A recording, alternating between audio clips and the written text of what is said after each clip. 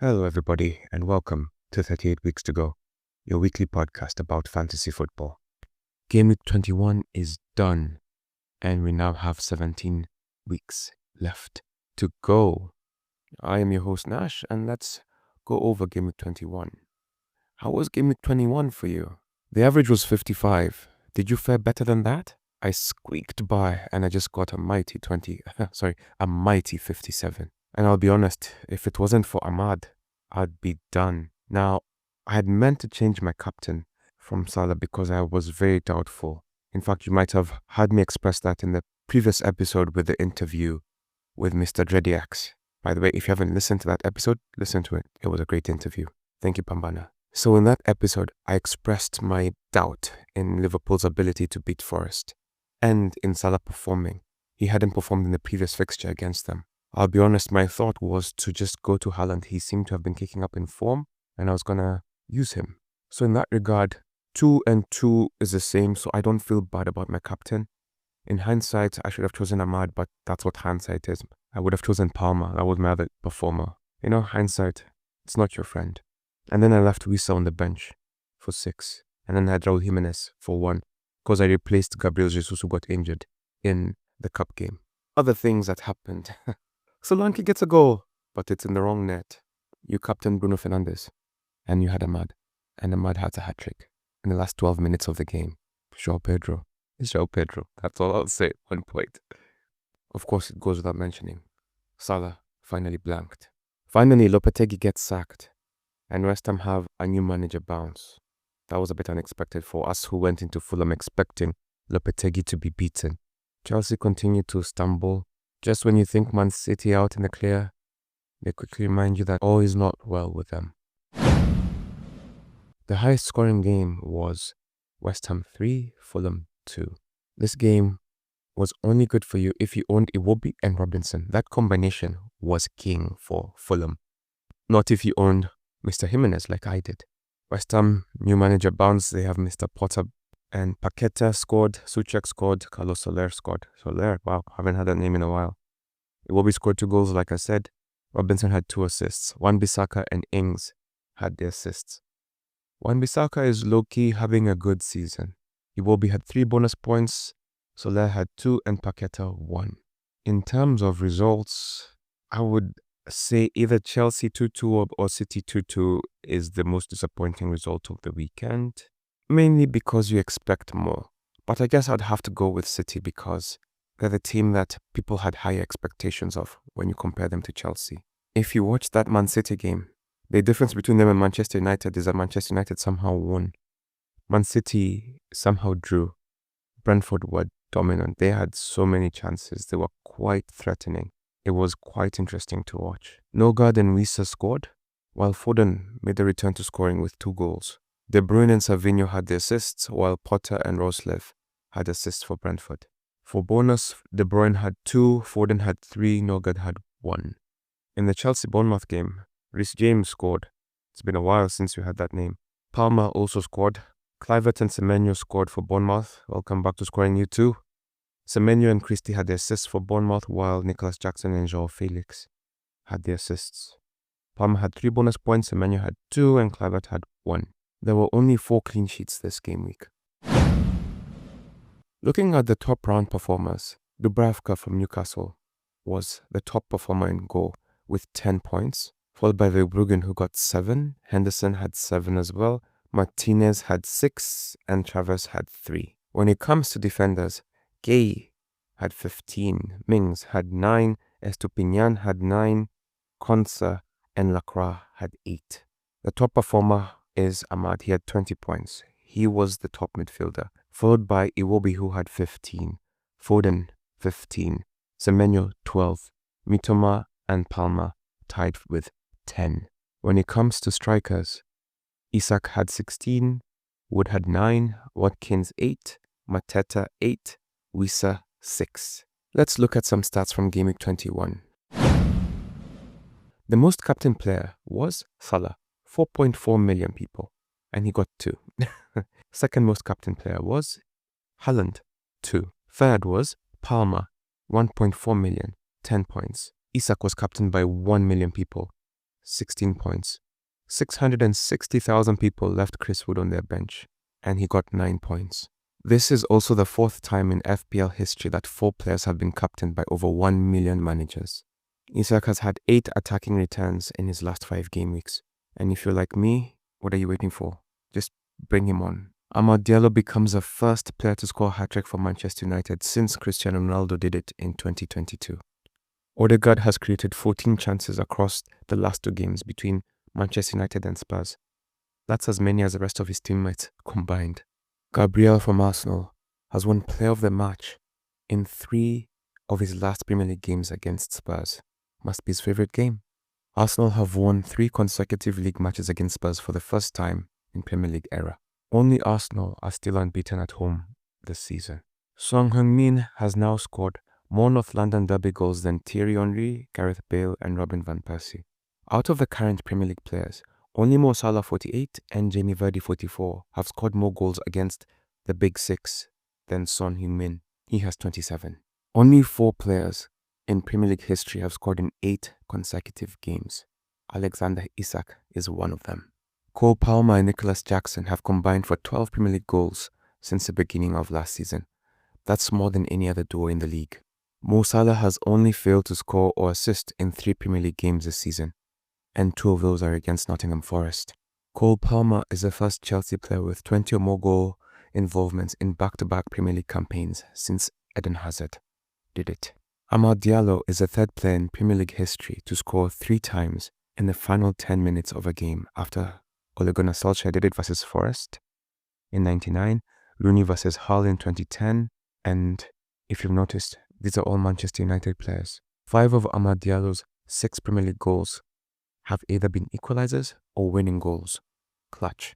With his hat-trick, only Wayne Rooney now has scored a Premier League hat-trick for Manchester United at a younger age, at 21 years and 4 days. He was 22 years and 189 days. Since the start of last season, only Harry Kane with 40 and Haaland with 35 have scored more non-penalty goals than Isak with 31 across Europe's 5 big leagues. On his 36th birthday, Martin Dubravka is the oldest keeper to keep a Premier League clean sheet on his birthday. Since the start of last season, Arsenal have scored 4 goals from corners against Tottenham, the most any team netted against an opponent in this period. Son has now scored 8 goals against Arsenal. Only Harry Kane with 14 has scored more. Manchester United have conceded 10 goals from corners this season. Joined with Wolves, they're the top most goal conceders from corners.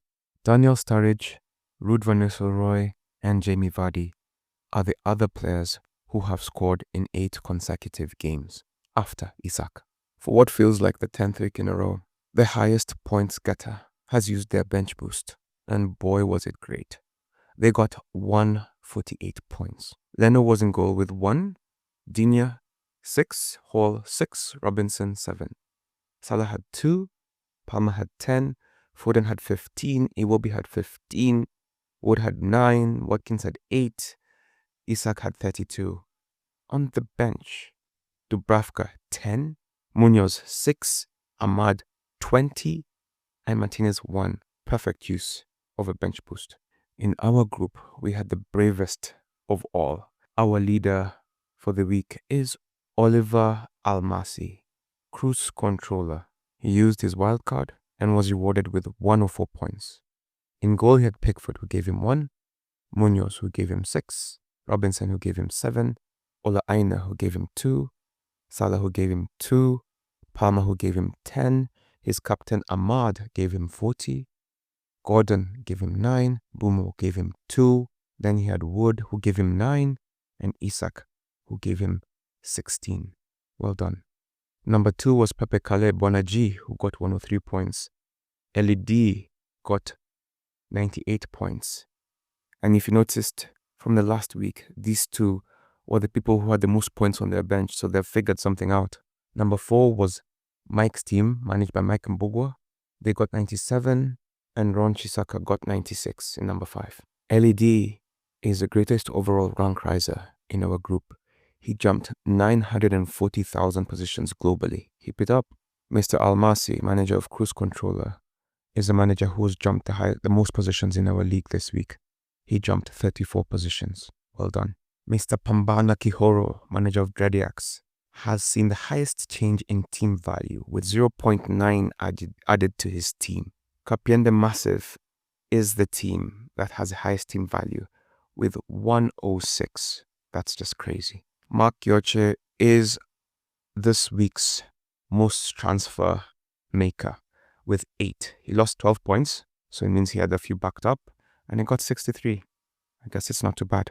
Number 2 is Don Clinton with 6, Vinny Macquarie with 5, Bonaji with 4, and Moses Mushiri with 4. When it comes to captain choices, Salah was the most popular captain in our group with 127 people choosing him as manager.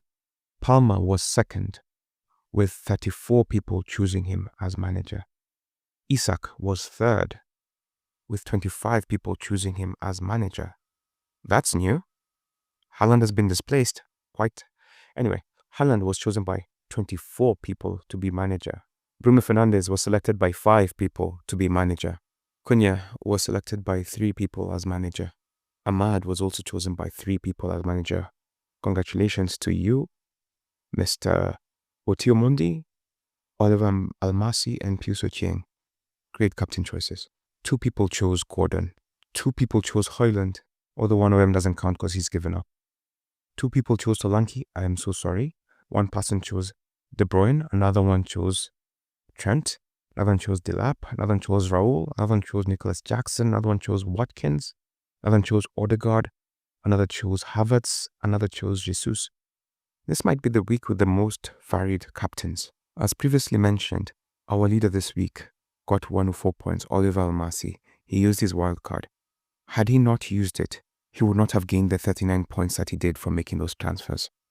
Number 2 was John Lucas, who gained 33 points from his transfers. Mislenovic got 30 points from his transfers. Mark Giochi got 30 as well. And in number 5, Amos Langat got 29 points from his transfers. Well done, guys. That's shrewd decision making. Bud King 15 is our Streaks of Green winner. 10th straight week. Keep it up. Ron Chisaka's team, Hapani Bistu, has the team with the most goals scored.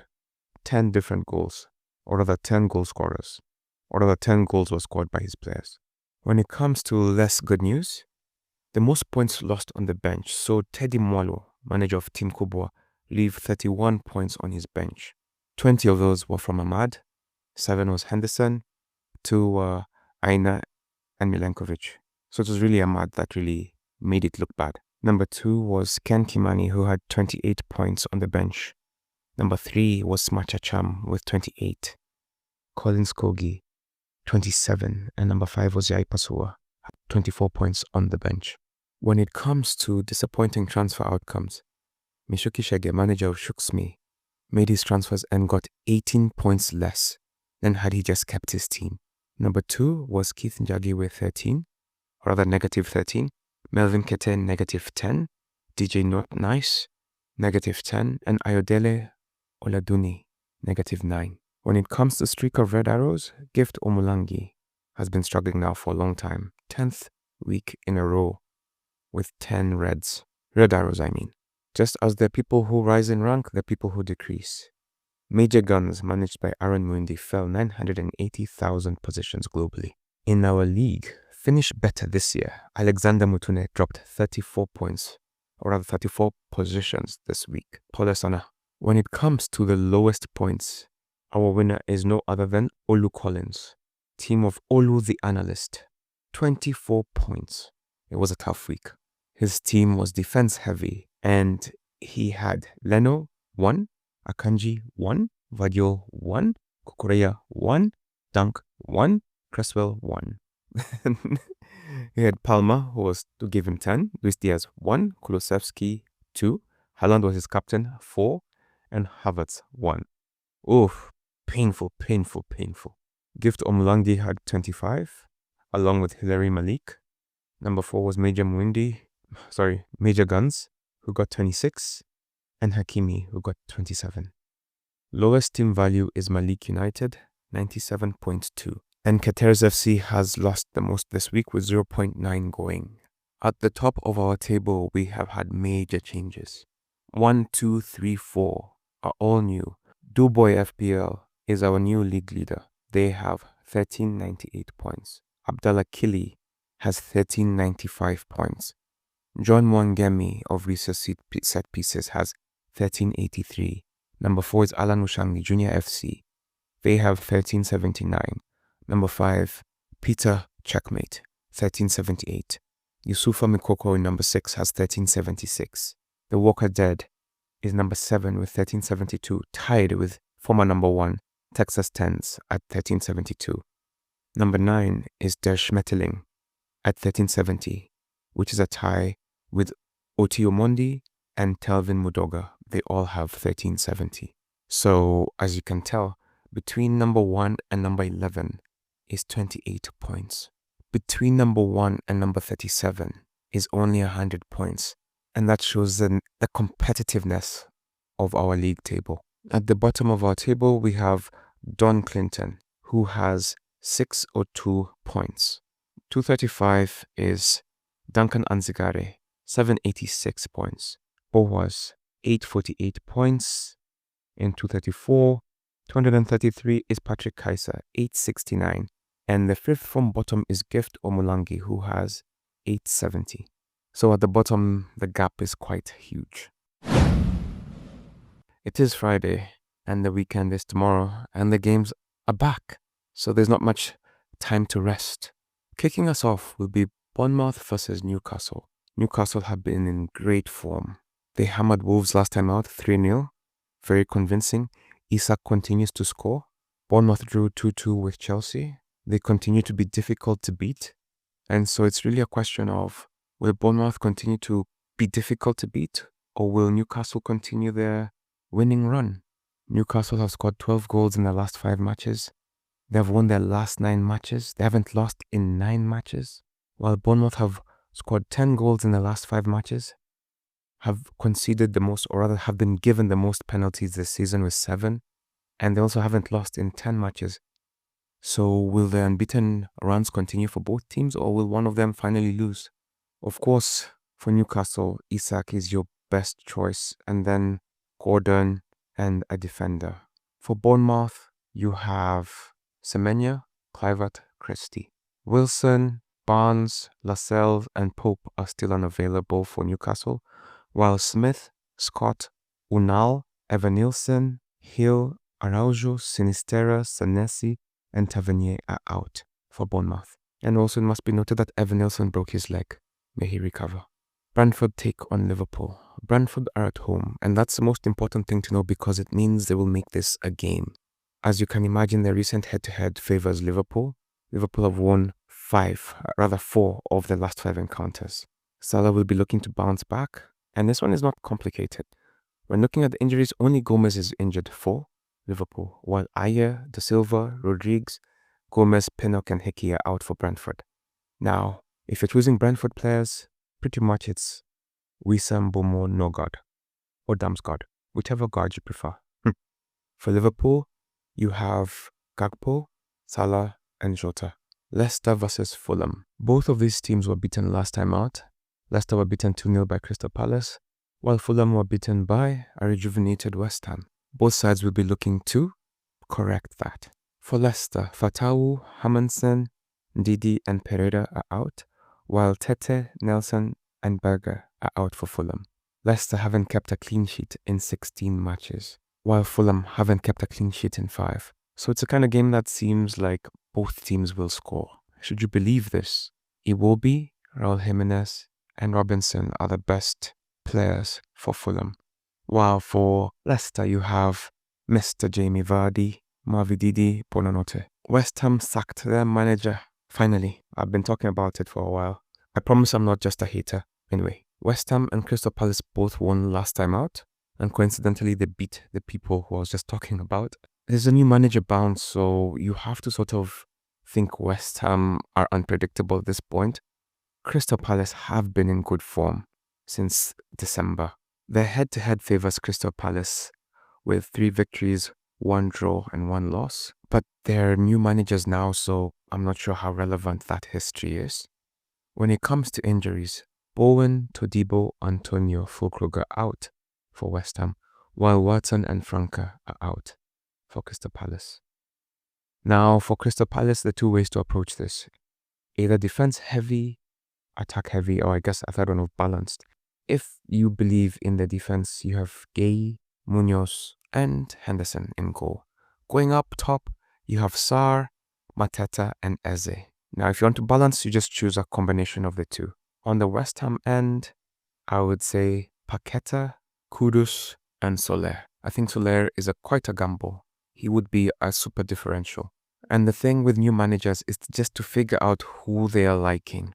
On defense, you could gamble with either Emerson or Wan-Bissaka. For the assist, not the clean sheet. Arsenal play Aston Villa. On the injuries, White, Saka, Nwaneri, Jesus, Calafiori, Tomiyasu are all unavailable for Arsenal. Barkley, Torres, McGinn, Carlos are all out for Aston Villa. Both teams are good. Both teams won last time out. Both teams have been sort of patchy with their form, but they have been improving. And this has all the elements of a tight game with a sneaky win for either side. Arsenal tend to be harder to beat at home, so I don't think they will lose. This could be a boring 0-0, or maybe they win 1-0. They tend to keep a clean sheet at home, at least in the league. In the cups, they're awful. And so I would encourage you to be more defense heavy with Arsenal than going forward. And for that, you just choose a person that is good for you. It could be Gabriel, it could be Saliba, it could be Timber. But going forward, if you're choosing, I would suggest Trossard, Havertz, even if he's been a bit disappointing, and Martinelli. For Aston Villa, you have Morgan Rogers, who has been great over the last 5 games. Then you have Watkins and possibly John Duran. Everton take on Tottenham. Everton also have a new manager, who is an old manager. David Moyes is back. He lost his last game out. So did Tottenham. They both lost. So both teams will be looking to recover.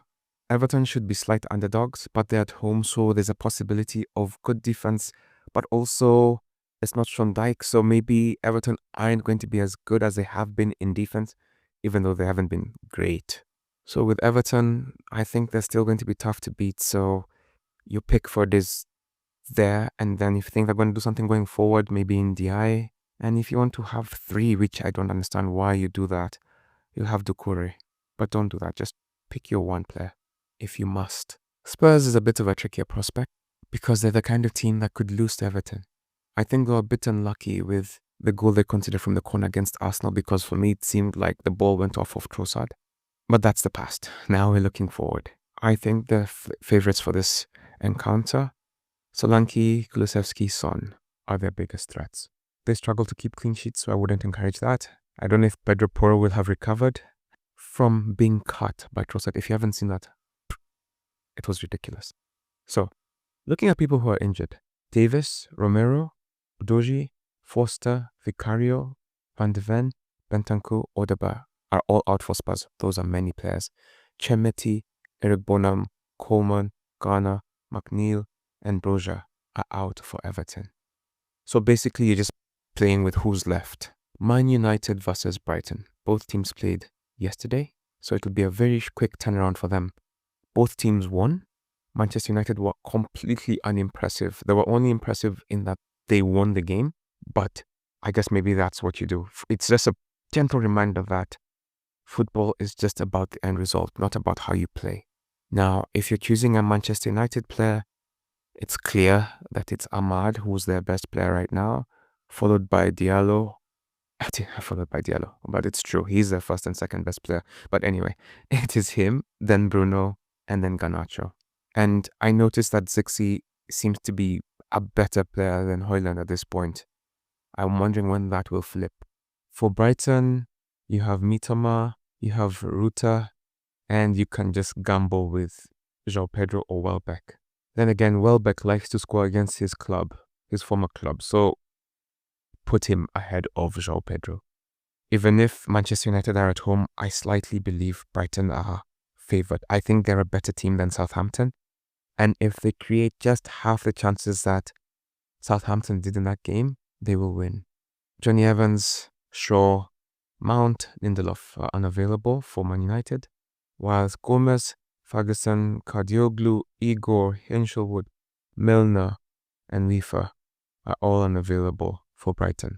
Man United haven't kept a clean sheet in 11 matches, and Brighton haven't lost in 6. That's a great combination. Nottingham Forest versus Southampton. Nottingham Forest were impressive in that they didn't lose against Liverpool.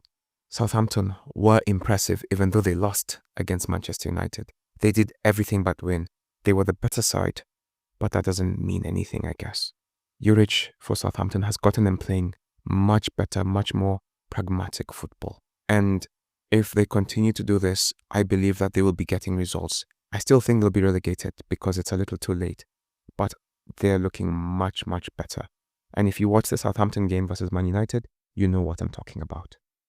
Honestly, Dibbling getting injured is what changed that Man United game. And I'm not sure if he'll be back in time for this fixture.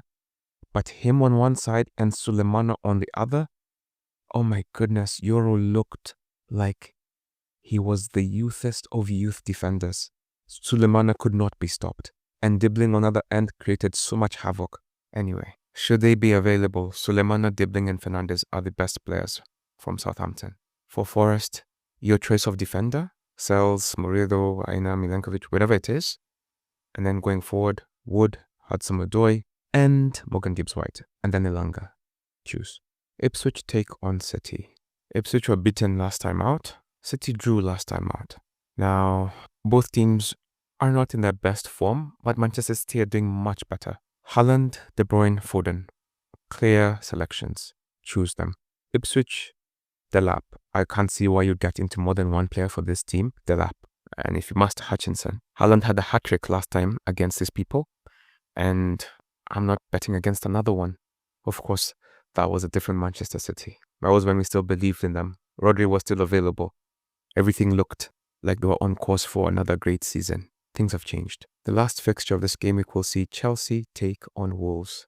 This is when Madueke went wild. And then people brought him into their teams and then he did nothing after that. Don't be fooled by those performances by non-consistent people. So, Chelsea are clear favourites. I'm not sure it'll be 5-0, but Palmer, Nicholas Jackson and Madueke are going to be everyone's favourites for this fixture. For Wolves, you have Cunha, Larson, Guedes and Huang. I wouldn't keep a defender from Wolves right now. They're entering that tough relegation schedule. Just a reminder, Jackson scored, Palmer scored, Madueke then had a hat-trick and Joao Felix scored. Cunha and Larson scored as well, and that game ended 6-2. All the players I've mentioned are the players you should consider for this fixture. When it comes to selecting a captain, Isak versus Bournemouth is a good one. Salah versus Brentford is a good one. Also Mbemo or Wissa, if you're a gambler, would be a good one. If you believe in Iwobi's form, he would be a decent choice. For Crystal Palace versus West Ham, I wouldn't choose a captain. Arsenal versus Aston Villa, then there's not a good captain choice there. Spurs versus Everton, nope. Man United versus Brighton, if you believe in Ahmad, go for it. Forest versus Southampton, Wood. Ipswich versus Man City, Haaland. Chelsea versus Wolves, Madueke, Palmer, Nicholas Jackson. Great captain choices. When it comes to the FDR, the fixture difficulty rating, Arsenal take on Villa, Wolves, City, Leicester, West Ham. Unfortunately, even though these are generous fixtures, Arsenal's team is quite tricky to choose from right now. The obvious candidates, Saka, are missing, and it makes it difficult to predict how they will play. Aston Villa face Arsenal, West Ham, Wolves, Ipswich, and Chelsea. After the Arsenal fixture, they have a good run. So, move into your Morgan Rogers and your Watkins or John Durans. Bournemouth have Newcastle, Forest, Liverpool, Southampton, Wolves. Now, after the Liverpool fixture, they will be great. However, they can still get a result against anybody, so don't bet against them. Brentford have Liverpool, Crystal Palace, Spurs, West Ham, Leicester. After the Liverpool game, the rest are reasonable fixtures for them. I would get back into their players. Brighton have Man United, Everton, Forest, Chelsea, Southampton. This is the right time to get into Brighton.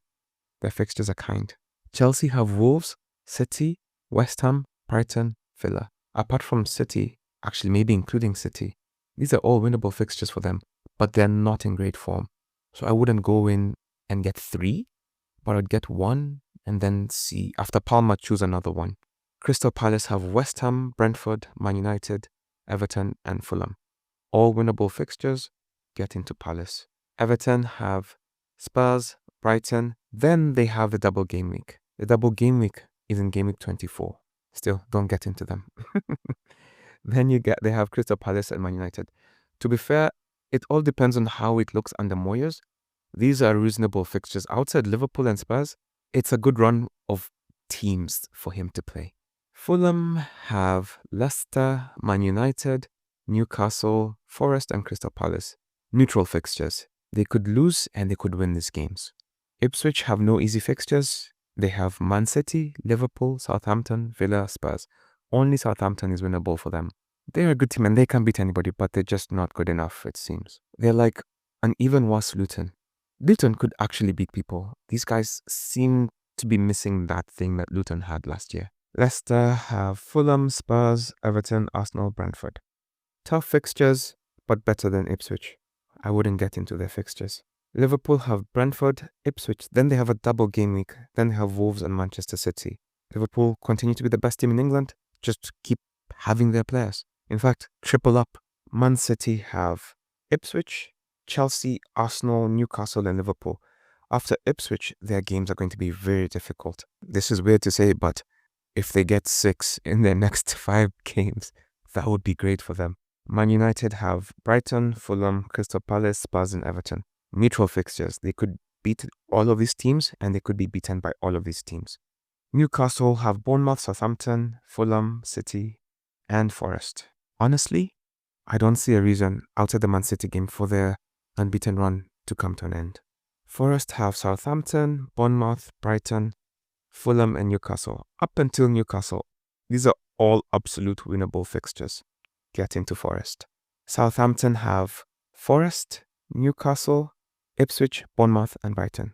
They could get a result here. I wouldn't be surprised if they came out of this with 6, given how they played against Manchester United yesterday. Spurs have Everton, Leicester, Brentford, Man United, and Ipswich. As always, Spurs can beat anybody and they can lose to anybody. It's just up to you to decide which one they will be. West Ham have Crystal Palace, Aston Villa, Chelsea, Brentford, Arsenal. It's a bit of a tricky run. It all depends on how Mr. Potter gets them playing. I don't know. Wolves have Chelsea, Arsenal, Villa, Liverpool, Bournemouth. If you listened to the interview the other day, you had my conspiracy theory. I think Wolves are going down, and these are fixtures that confirm this. By the time these things are done, if they can get 3 points in the next 5 games, they will have done amazing. And with that, we have come to the end of the podcast. It's going to be a tricky week, especially due to the time difference. And by that, I just mean the turnover, the change between this week and next game week. So make your team, make your transfers, and forget. See you on the pitch. All the best. Bye.